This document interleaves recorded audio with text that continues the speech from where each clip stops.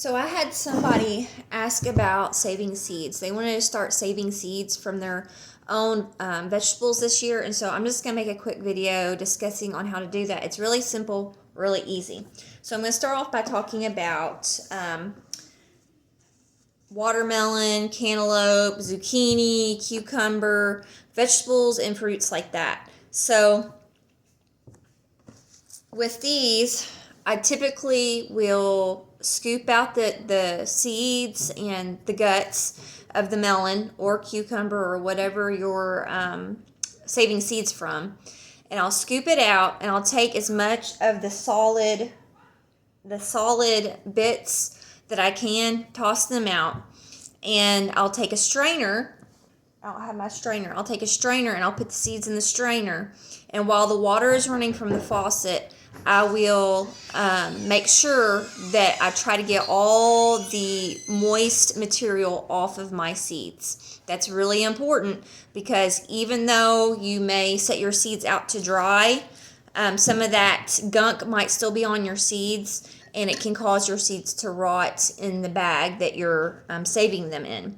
So anything like that with the meat or the guts, you'll want to make sure that you clean those seeds off really well before you set them out to dry. And so I've got some seeds right here that I did this morning, and they're still damp, and so I'm gonna leave these out until they're completely dry, and then I'll store them away. And I've got some little paper bags that I do use for all my seeds, and they seem to do just fine. So tomatoes.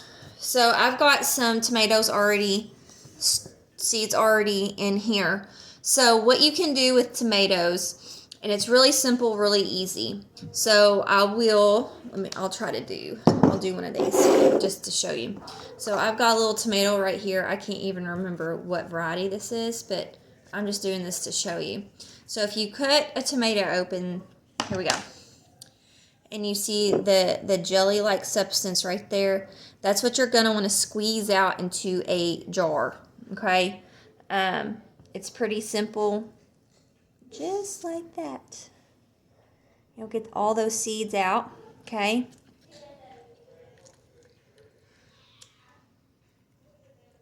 And what I'll do is once I get all those seeds out, I will fill it with a little bit of water, and all the seeds that fall to the bottom, those are viable seeds. Those are the seeds that you'll be saving.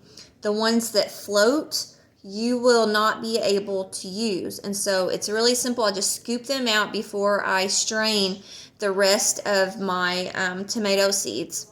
And again, you'll want to make sure these still have a lot of the gunk on them. You see that?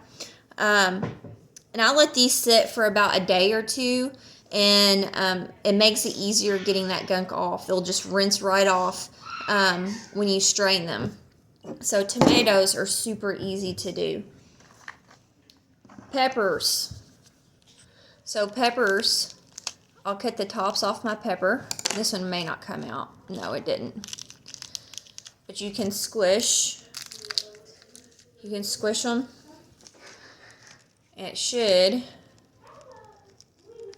come out. So these again, what I'll do, and these probably are not quite mature enough yet, it doesn't look like, but I will set these out on a plate or a paper towel, and I'll let them dry out completely before I store them away. So that's simple, really easy. One more.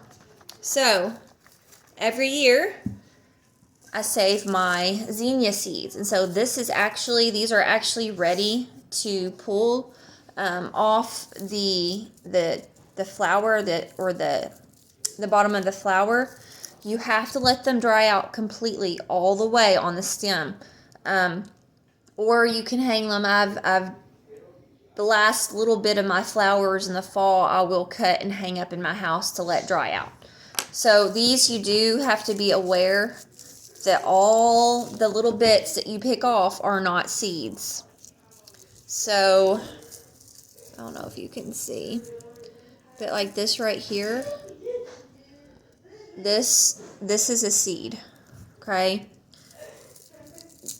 The stuff in the middle, those are not seeds. And so all of this is not seeds.